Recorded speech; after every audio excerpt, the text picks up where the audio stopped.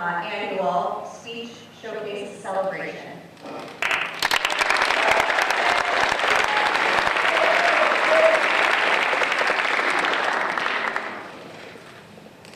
You all know by now that in his powerful I Have a Dream speech, Martin Luther King Jr. dared to dream for a better America. Through his famous speech, he inspired others not to act, rather than to wait, cool off, or simply dream about change. What you may not know is that his iconic and repeated words, I have a dream, almost didn't make it into his original speech. Dr. King was advised against using these lines because they were too simple. However, when King arrived in Washington and looked out into the crowd, he listened to his gut and he followed his instinct. And now those exact words guide us in our search for never-ending search for a better America. Today, we are all here to honor Dr. King's tenacity, his courage, and his willingness to give voice to his beliefs. And as all of you sophomores know, no one is born with the power of public speaking. And in fact, do you know that Dr. King initially received the letter grade of a C in his public speaking course? So it is natural that many of you felt threatened when you heard about this assignment. Public speaking is not easy. It takes practice and it certainly takes courage. I know that we asked you to dig deep throughout the speech unit. You had to pay attention to rhetoric and the art of crafting a speech. You had to practice physical presence, articulation, tone, and voice. And perhaps hardest of all, you had to speak about something that matters. Something that needed saying, and needed saying by you. So congratulations, sophomores. You have all risen to the challenge we put in front of you.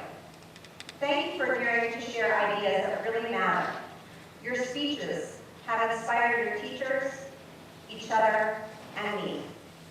And while there's undoubtedly work ahead of us to live up to Dr. King's dreams for a better America, it is clear that you all have the power within you to inspire positive change. Before we begin, I'd like to thank the people who helped make this day possible. David Murphy and the New North custodians, Adam Brown and Michael Barrington Haber, Principal Turner, Vice Principal Winston, and Dean Heslin, my main support team, Assistant Department Chair Jane Johnson, and our awesome Administrative Assistant Lauren Newford. Thank you both. I couldn't pull this off without you. And last, but certainly not least, I'd like to thank our Sophomore Showcase teacher panel and all of our sophomore teachers. Your coaching, patience, encouragement, and support helped everyone in this auditorium muster the courage to speak up and find their voices. Thank you for all that you do.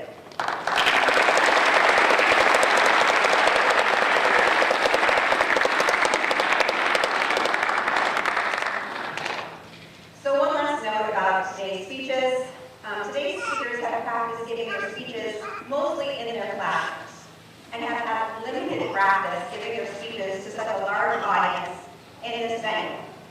Some speakers may use the podium, some may use paper copies, some may try their best to deliver from memory. And so I ask you all to sort of respect everybody up here. It takes a lot of courage for y'all to be up here and to give your speech while we up the ante once again for you. And what they need from you is positive love and encouragement to come to this stage and find the power to share their voices with especially 500 plus of you, friends and family gathered here today. So sophomores and everyone in the audience, let's help them out. Are we ready to hear these speakers today?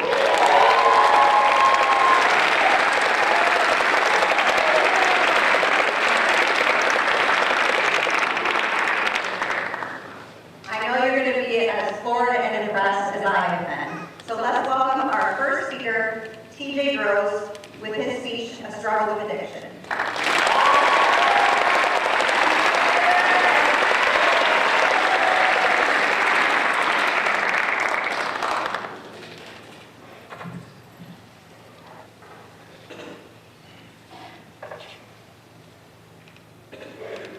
If you had to guess how many substance abuse-related deaths there have been in the U.S. since 2000, what would your estimate be?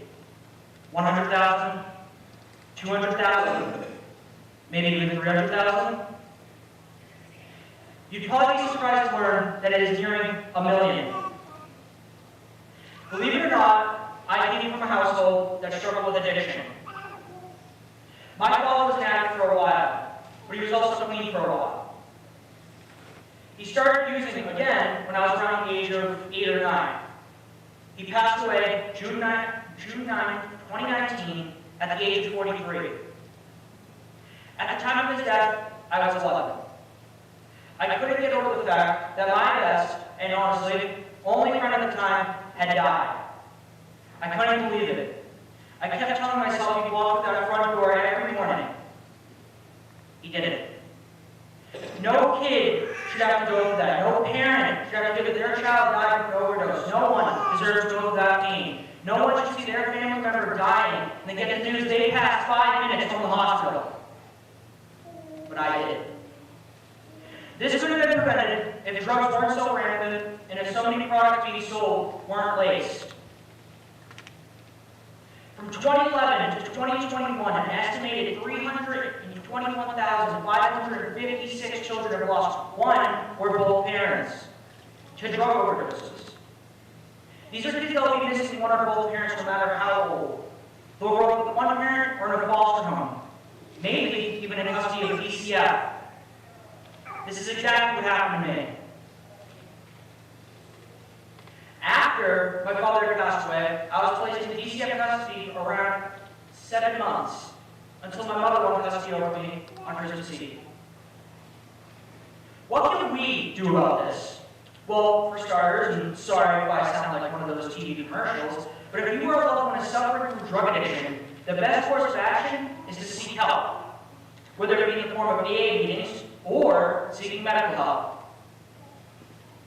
You can find AA, which are Alcoholics Anonymous, or NA, Narcotics Anonymous meetings around noon. Now, when and if whoever is struggling with addiction looks up these meetings, you'll notice that some meetings are closed, others are open. The closed ones are for people who are actively struggling with addiction, and the open ones are for friends, family, whoever, to learn about this association. I've been in these meetings with my dad. I can assure you, the people in these places are extremely kind and welcoming. They treat you with respect so long as you treat them with respect.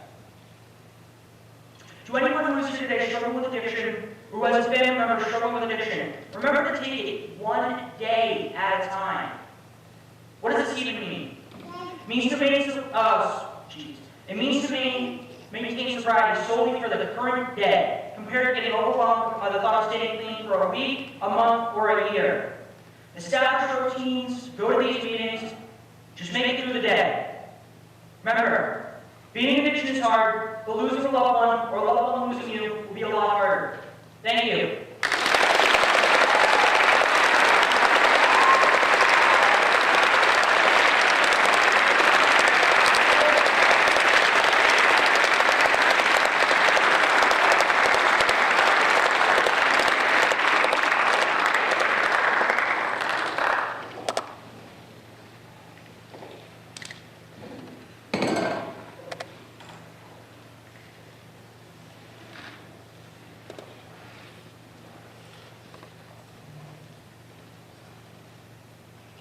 Our next speaker is Amy Lee with her speech, Myths Can Kill.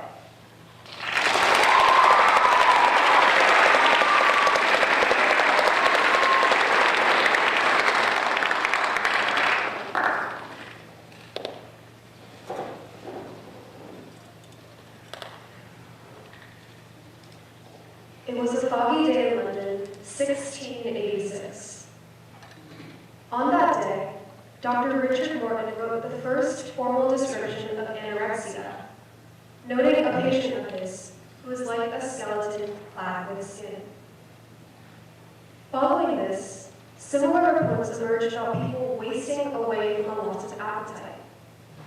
Some doctors blamed tuberculosis, and others prescribed forced feeding. Centuries later, eating disorders are still misunderstood.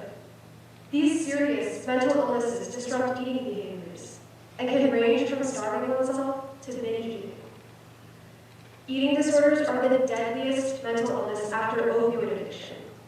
And between 2000 and 2018, their prevalence has more than doubled worldwide.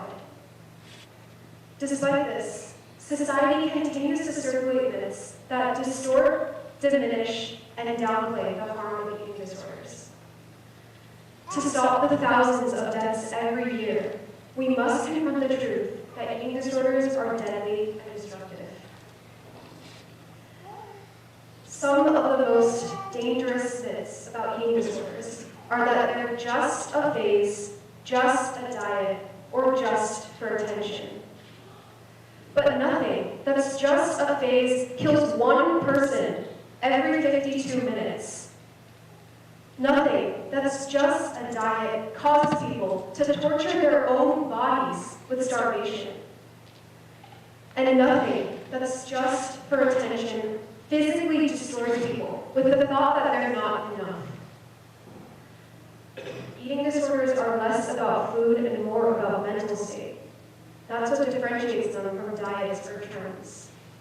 They're often the product of overwhelming insecurities and trauma.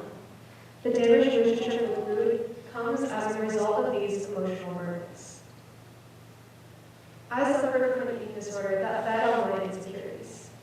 During this time, the lie that I was just dieting prolonged my struggle by validating my behavior and stopping me from receiving help. This is the impact of myths. They prevent people from seeking help until it could be too late. The devastating impact of myths is not confined to eating disorders. They affect every mental illness in every society. Mental health is still shrouded in myths that harm 1 in 5 of you. Myths that can kill. Myths we can overcome if we are just more careful about what we say and believe. So I implore you all, be mindful of your words. Don't joke about people's weight or eating habits, because your jokes can be destructive lies. Also, before trusting or spreading information, pause. Fact check it to make sure it's true and stop the spread of myths.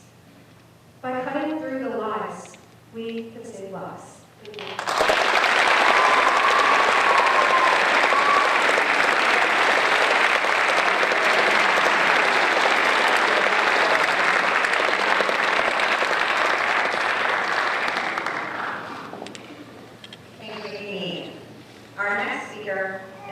Sophomore with her speech, These Things.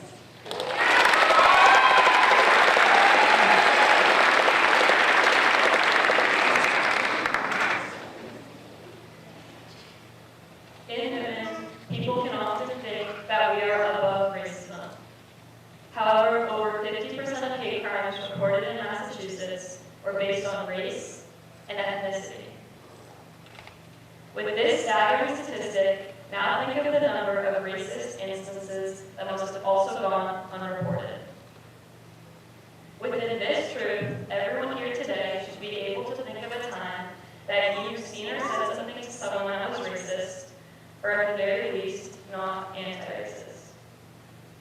What people may not realize by looking at me is that I have a mother who is biracial, and I have seen firsthand how people treat us differently. When I was younger, my mom and I went to get ice cream together in a den. When we went to pay, the cashier inquired how my mom got the job as my nanny because he assumed that there was no way a mother and daughter could look so different. There were people within earshot. Did they notice? Did they understand? Only silence and a sting. Let's continue this tour of women. At my new church, we have a holiday fair every year. At this fair, one of the few women of color got accused of stealing one of the wreaths, even though she paid for it. Other people from the church were around shopping and laughing with one another. Did they notice? Did they understand? Only silence and a sting. The walls of Newark Public Schools are not immune to these stings. My mom and I share NPS in common. When my mom was promoted to a a district-wide position from her position as an NPS teacher, one of my own teachers saw the announcement and said, "Oh, is this your mom? You guys look nothing alike." The whole class was there. Maybe even some of you sitting in this room today. Did they notice? Did they understand? Only silence and a sting. Message received. She is less. We are less. Still here at NPS, my mom showed a picture of me to a colleague, and the colleague said, "Oh, you must be so glad she got your cousin's hair." Did the people around notice? Did they understand? Only silence and a sting. And by the way, my mom has beautiful hair.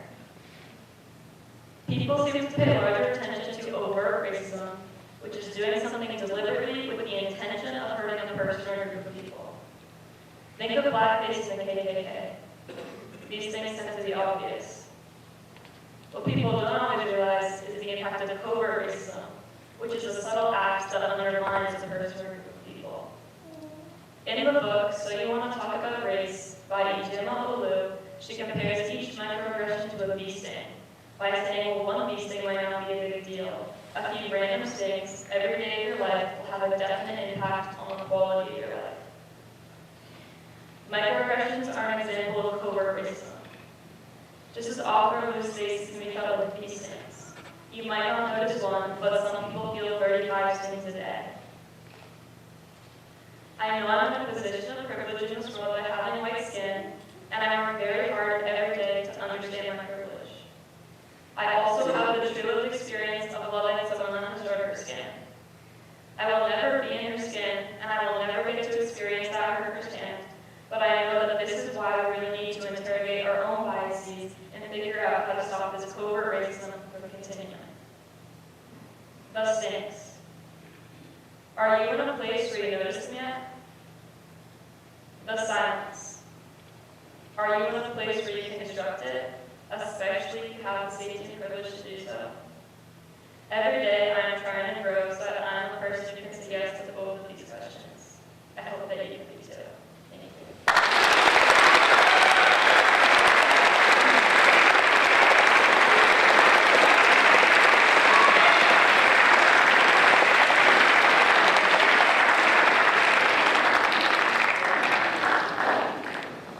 Thank you, Isabel. Our next speaker is Cassie Marks with her speech, Slut Shaming.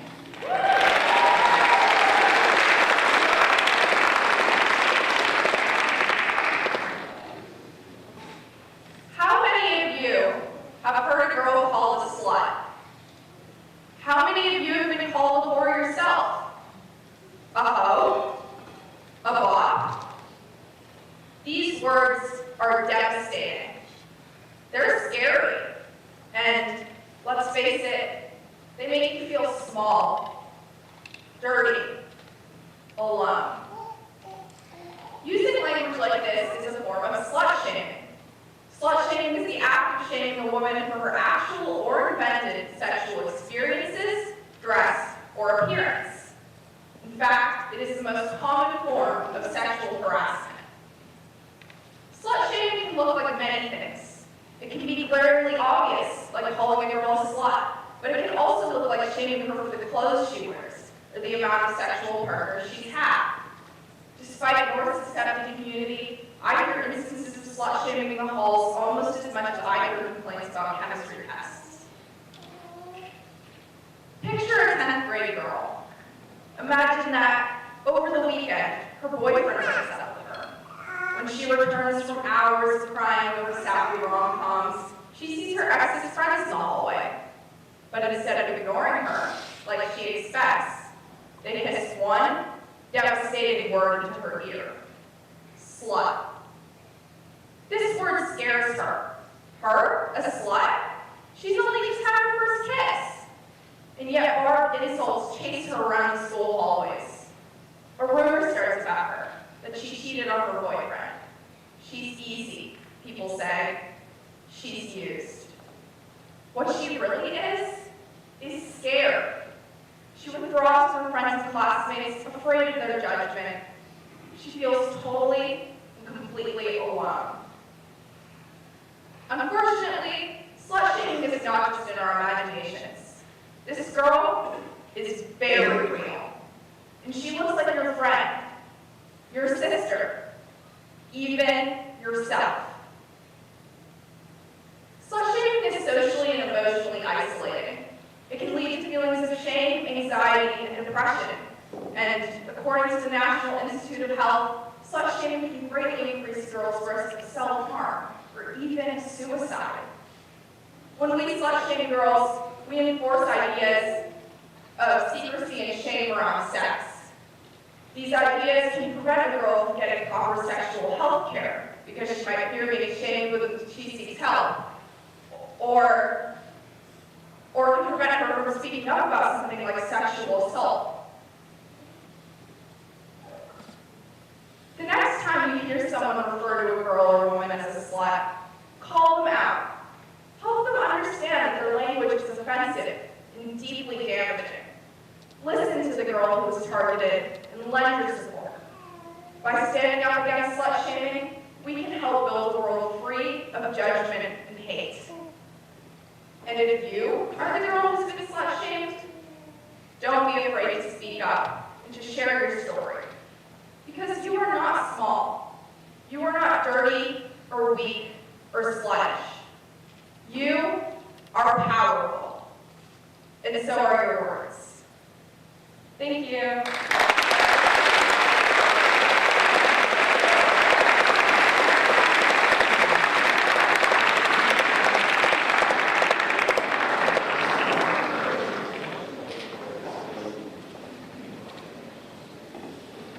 Thank you, Cassie. Our next speaker is Kira Levin with her speech, "Feminism is not a bad word."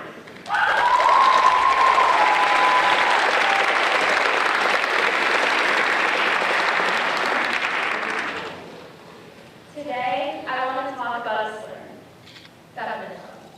Well, I might be over-exaggerating a little bit, but the word was too strong for me to say in my own house.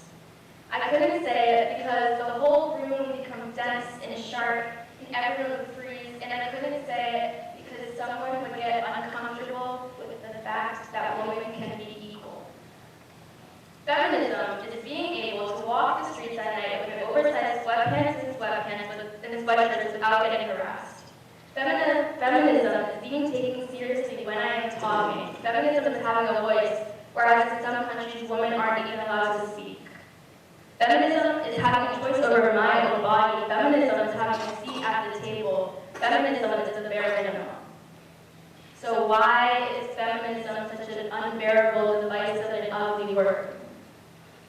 The summer of 2023 was a time to be alive. Why? Because the Barbie movie came out. Every daughter and their mom was excited to see Barbie, or as the man who hosted the Golden Globe says, a doll with big boobies. I have seen that movie 5 times and counting, and every single time I have left crying. This movie sways so many people's hearts, but our main focus was on how great Ryan Gosling played Ken and how the dolls have big boobs. What message does this send to your daughters? America Ferrera, one of the main characters, has a 3-minute dialogue. She says it is literally impossible to be a woman. You are so beautiful and so smart, and it kills me that you don't think that you're good enough. You are so extraordinary, but somehow we're always doing it wrong. It made me feel that women could never win. I am not a Swiftie, but I will defend Taylor Swift for my whole life. She has been on the top of the billboards for 10, going on 20 years, and she gives hundreds of thousands of dollars as bonuses worth to her crew, but she still gets slams for all of her songs being about breakups and how much seconds of screen time she gets during a football game. Why can't we understand feminism as self-evident? Why is it such a hard concept that women can have equal opportunities? We always talk about equal pay, but women who are working in the workplace are still getting paid 84% of what men are making. We always talk about women's safety, but 80% of women believe that it's scary to walk alone at night and they're unsafe. There has been 236 years of male presidency here in the United States. and people solely did not vote for them because of their gender? Are we scared that she would lead with change, emotion, or are we scared of change? So don't be scared to use the word feminism, because it is not all about being the assertive and aggressive woman. It is not about burning bras or being anti-men. It is about equal rights and equal opportunities. It is the bare minimum.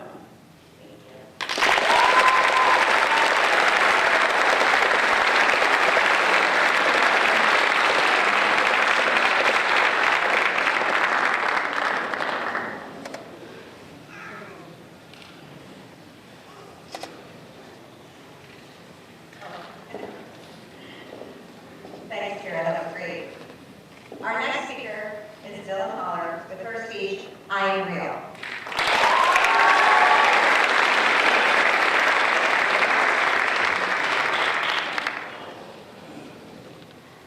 I'm not a real Asian. My own self-doubt manifests itself into scornful statements like that as a result of the societal stereotypes I've grown up hearing. As a mixed race, adopted daughter of 2 white parents, discrimination in the form of invalidation isn't new to me. I certainly feel Asian, watching eyes get tugged back as I'm asked, why do you look like that? But at the same time, I wouldn't deny being your average white girl. I hate spicy food. I like Mamma Mia, and I love listening to Taylor Swift. But why should one side of my identity outweigh the other? Many interracial adoptees, like myself, struggle with feeling like a fraud in their own skin. My identity is still real, and it's not to be decided, debated, or diminished by others. The Merriam-Webster Dictionary defines family as a group of persons of common ancestry. Well, the dictionary is wrong. In fact, a 2016 study found that almost 40% of American children don't live with both biological parents. How can family be based on bloodlines if the people that I have common ancestry with aren't involved in my life? Family is not the people who I share DNA with. Family is the people who I share experiences with. Family is the people who have shaped me into the person that I am today. Only I can decide who is and isn't part of my true family, and that shouldn't be diminished by a dictionary definition. My identity is still real, regardless of my genetic relationships. In America, we have a lot of ethnic expectations surrounding what it means to be a certain race. According to the Harvard Business Review, those stereotypes are the root of diffidence, of doubt, of disconfidence in people's identities. And for interracial adoptees, this mistrust manifests itself as racial imposter syndrome, an identity crisis where people feel disconnected from the communities they identify with. And the understanding adoptive parents have of their children's culture is often little, but the effect it has on their children is large. This lack of cultural upbringing causes transracial adoptees to feel ingenuine, inadequate, and inauthentic because they don't meet our expectations of their ethnicity. It is not our place to decide what group others fit best with. It is not our place to force others to constantly defend their identity. My identity is still real, regardless of my perceived connection to my heritage. How long ago were anti-interracial adoption laws undone? 30 years. Disparity and disproportion in adoption placement wasn't truly addressed until the 1994 Multi-Ethnic Placement Act, or MEPA. And although interracial adoption can hinder cultural connections, it's necessary, so all children can have an equal chance of finding home. So is that the perfect solution? No. But by promoting acculturation and developing our own ties to our heritage, we can lessen some of its limitations. My identity is still real, regardless of my parents' ethnicities. I implore you to not only explore your own culture, but also lend an ear to others and take genuine interest in their heritage. Ask questions, research, start discussions. By eliminating stereotypes and instead treating every identity like a blank slate, we can build our understanding of a variety of cultures and communities. Seriously, it's time to realize that all of our identities are real. Thank you.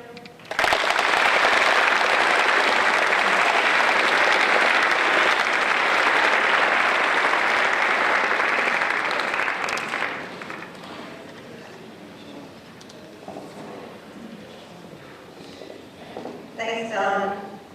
Our final speaker today is Tayshawn Mitchell-Reese.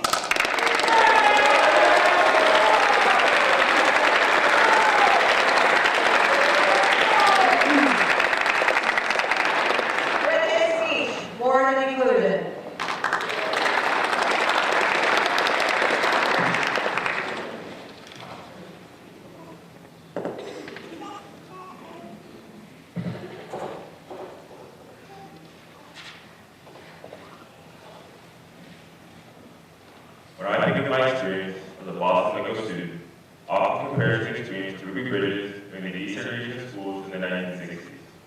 We are both a part of a larger effort to break down language barriers in our education system. Ruby is one of the first Black students to integrate all language to himself, and I, a Michael student, part of a program that aims to teach 58 Massachusetts public schools with community Black and Latino students to voice for barriers. But despite different timelines, our experiences share the same basic dimension. Being physically in the room, but not being embraced. Acknowledged, but not truly seen. It's like I'm allowed to take this in space, but only as long as I'm trying to comfort myself. I don't push my right to be there, but still find myself thinking, I don't not belong here, but I don't belong here as well. It's like being a painting on the wall, visible, maybe even appreciated, but always at a distance. No one says closer, no one tries to understand the details or even story behind the image. You just glance, nod, and move on. These students will be present on the team and make sure to push question. Is my presence in the PWA accepted, or am I really tolerated? To answer that, you can understand what toleration really means. Being tolerated means you're allowed to exist in a space, but not to be embraced or understood. It's not the warm welcome you often think it is. Tolerance is something like a pleasure to some, but in practice, it's far from that. Tolerance feels like showing up to a party, but not being part of the celebration. You're a bystander, not a participant. It's passive, quiet, and isolated. The worst part is, to send a message, you're here because it has to make space for you, not because you truly want to be here. What's most harmful about toleration is it pretends to be enough. It pretends to be progress, and instead, it reinforces division, invisible boundaries that keep people distant while creating walls. For those who are tolerant, it's basically occupied by never do theirs. Borrowed, conditional, and all that are risks being taken away. Tolerance is harming individuals, harming communities, causing disconnection, misunderstanding, and the silence where there's supposed to be dialogue and collaboration. Celebration, on the other hand, is something entirely different. The celebration someone to see the full. See the culture, the story, the culture, their contributions, their humanity, taking on the beauty of individuality. Celebration isn't just make space for others, it redefines space that everyone has to included but truly valued. But here's the truth. Celebration isn't easy. Celebration requires us to go beyond circle of knowledge acceptance and to lean into understanding. Celebration calls us to go beyond our comfort and ask, what question, what stories, cultures, and perspectives are they missing? Celebration requires us to embrace identities fully, because only then can we truly love one another. So here's my challenge to you. Look at people around you. Your classmates, your teammates, your neighbors, and ask yourself, can take the time to ask thoughtful questions, to listen to their stories. Am I acknowledging cultures that are different from my own, and taking the initiative to learn more, to understand deeply, and to connect with the realities? Imagine a New York where we choose celebration, where we choose to strengthen our communities and choose unity over division. When we celebrate each other, we create a world where everyone thrives, a world where people feel like they belong and they embrace their values. So let's make that choice. Let's go beyond our tolerance and build spaces that embrace diversity, foster understanding, and create genuine belonging. And with that choice, we have the power to change everything. One act of celebration at a time. Thank you.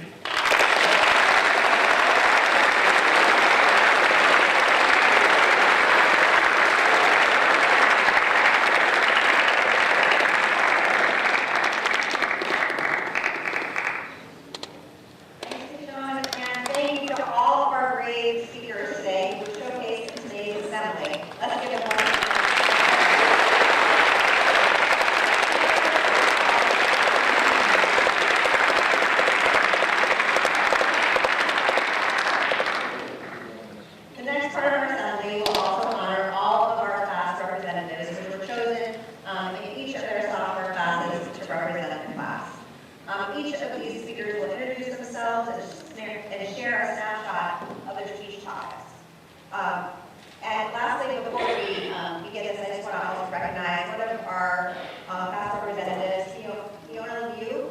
Her speech entitled Decluttered Mess, Decluttered Life was another thought-provoking message for us all. And we are sorry that you couldn't make it here today, and we hope you have a wonderful semester in Beijing. So now on to our first class representative. Take it away. Hello everyone, my name is Alan Tapp, and although I won't be able to share my full speech today, I still want to address the issue of Asian discrimination in college admission process. Yes, I know this is a controversial issue, and many people will disagree, but that doesn't mean that it isn't there. As a Chinese immigrant who has tried so hard to fit in and build a good resume, I feel hurt when I see top Asian students get rejected from colleges that accepted many other similar or even less qualified students. Yet there are still people talking about how we're too smart, how we're tryhards, how we're too privileged. I will never let the color of my skin or the shape of my eyes define me. And you shouldn't either. Thank you.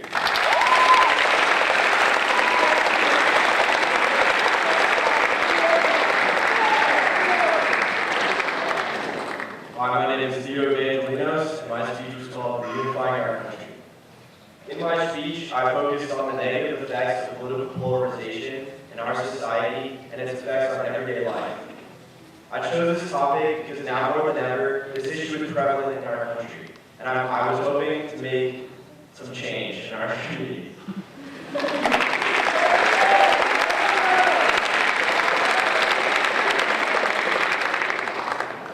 My name is Sarah Lochner, and my speech is titled Reflections. I wrote about negative body image commonly present in dance, and how this is reflected in everyone's daily life through social media. I wanted to spread awareness of this topic because I have been strongly affected by negative body stereotypes, and I want to encourage kindness and acceptance from all people.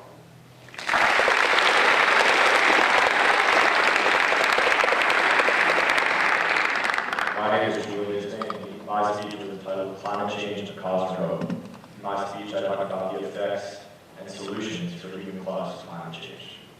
I chose this speech because I care deeply about our future.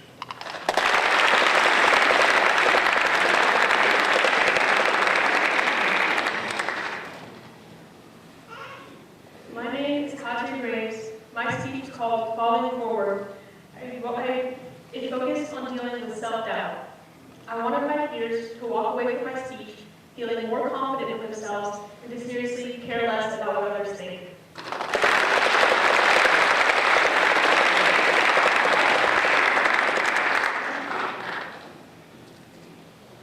My name is Morgan Belmore, and the title of my speech was The Unheard Truth of Silence. My speech was about the challenges faced by people who struggle to speak up for themselves in a world that prioritizes verbal communication. I chose this topic in an effort to shed light on the personal struggles of being introverted or reserved in environments that undervalue silence and introspection. It serves as a call for empathy and inclusion, aiming to foster understanding between people with different communication styles.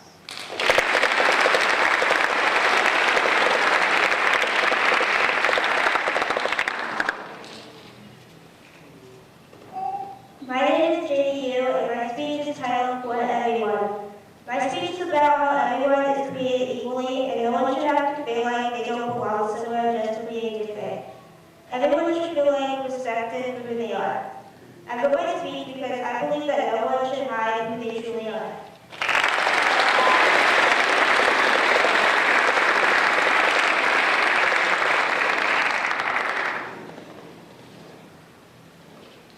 Hello everyone, my name is Tyler Vasquez. My speech is called The Unreasonable Man, and it is about how North is not as progressive as it often bills itself to be due to a reluctance to address political issues in our community, and how true progressiveness comes from a willingness to have tough conversations and change rather than a blanket statement of inclusivity. Thank you.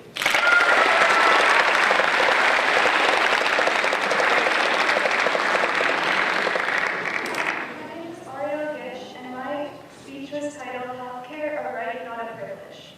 I chose this topic because living in the Boston area, I have seen how healthcare is often tied to wealth and geography, leaving many people without the care they need. I believe healthcare should be a basic human right, not a privilege based on income or status.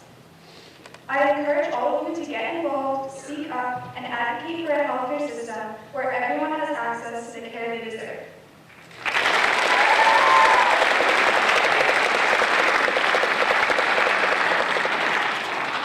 Hello, my name is Vivian Herrick, and my speech is called Changing the Conversation. My speech is about sexual harassment and how it can escalate into sexual assault. More than half of the population has harassment and assault. It weakens society and is too permissive.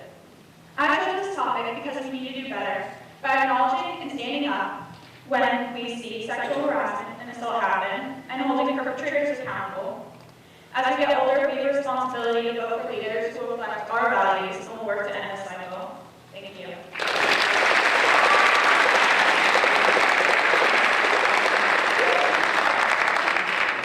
Hello, my name is Sophomore. The name of my speech is Beauty of Self, and it's about the importance of embracing your true, authentic self, because the value and beauty that comes from being human comes from the fact that you're unique, you're special, there's no one else like you, so don't let anyone else shut it down.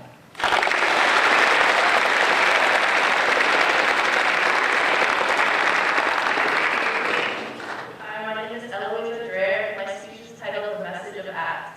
I wrote this speech after being overwhelmed with the sheer amount of ads in online spaces. Americans are exposed to 4,000 to 10,000 ads a day, and especially as impressionable teenagers, we need to be careful that this doesn't impact our future spending habits.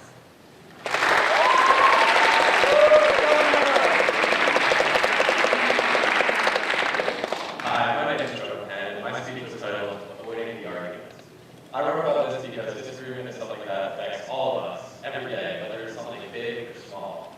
But disagreement is only a bad thing when we lose ourselves in unproductive arguments. So next time you see yourself disagreeing with someone, just take a step back and think about what you're talking about, and more importantly, listen.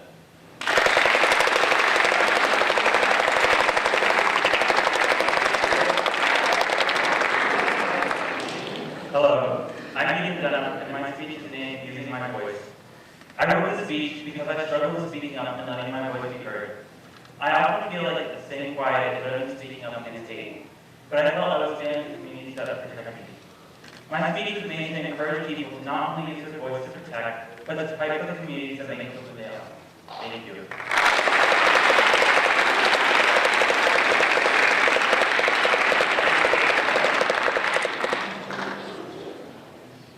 Hi, my name is Daniel Gundalovic. My speech is titled Redefining Immigration.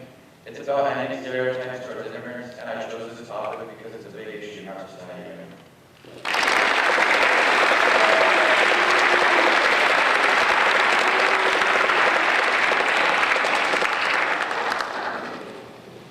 So as you can see from all of these brave speakers, the variety of things that they choose to share with us is so vast, and it comes from the heart that they're brave and courageous to speak about things that truly matter.